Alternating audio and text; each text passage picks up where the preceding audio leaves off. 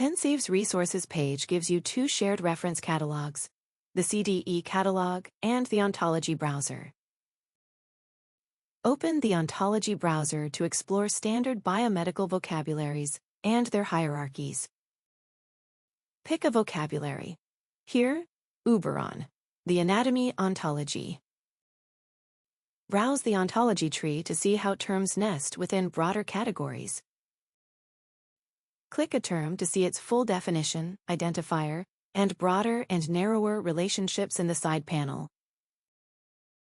Switch to MONDO, the disease ontology, and search for a term directly. Selecting a result jumps straight to that term in the tree and opens its details.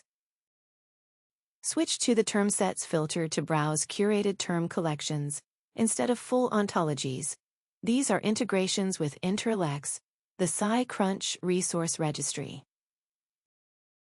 Select the REJOIN termset, curated terms from the Restoring Joint Health and Function Consortium. Browse from anatomical entity down to cell to find specific cell types. Click endothelial cell to see its details. Click anywhere on the page to close the panel and return to browsing.